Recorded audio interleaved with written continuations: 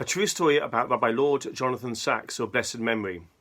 Just after he had been appointed to become the new chief rabbi, Rabbi Sacks was invited to a football match with his friend, the Archbishop of Canterbury, George Carey. They were both passionate supporters of the Arsenal Football Club. On that afternoon, unfortunately, the Arsenal lost their worst home defeat in 63 years, losing 6-2 to Manchester United. One of the newspapers reported as follows: "If the Archbishop of Canterbury and the Chief Rabbi between them cannot bring about a win for the Arsenal Football Club, does this not finally prove that God does not exist?"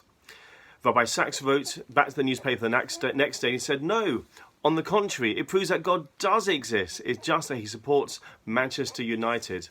This is a true story, and it speaks volumes of the personality of this massive personality that we've lost, not just for the Jewish people, but also for all of humanity. Such an erudite speaker and communicator of God and morality to the world.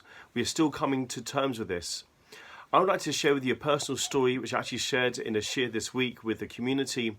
And that is when I had my first rabbinical position. It was in Leeds University as the chaplain to this Jewish students. And Rabbi Sacks was the chief rabbi then.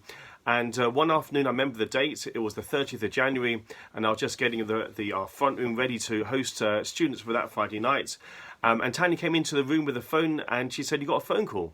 I said, "Yes." So I picked up the phone and I said, "Hello, this is Jonathan." It was Rabbi Sacks on the phone, and he was phoning to wish me a happy birthday. I was so touched by that phone call. The Rabbi Sacks was the chief rabbi to the whole of the Commonwealth and such big responsibilities, but a small act to be able to reach out to somebody made a big impression on me. It really gave me so much an uplift. The reason why I'm mentioning that is we see that in this week's Sedra, and the message I want to give you for this Shabbat, which we can learn and be inspired for in the memory of Lord Sacks, is as follows: that to be great, we do not necessarily need to do big, great, miraculous acts, outstanding acts in our life. It is the small things that really do count. In this week's Sedra, we have the finding of the wife for Isaac, our second patriarch. And we know the story that it is elaborated in many verses, that of Rebecca providing water for Eliezer, the servant of Abraham, and his servants and the camels.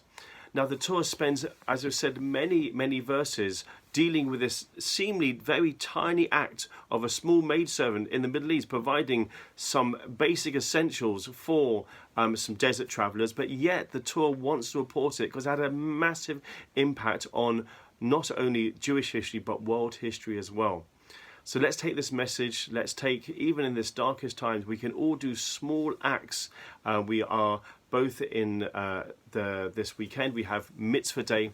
Mitzvah Day is asking us to do one small mitzvah, one small little thing to make a difference. And taking that mitzvah and that inspiration from that day for every day of our life, it's our small things in life that really do make a difference. We're also remembering Poppy Day this week.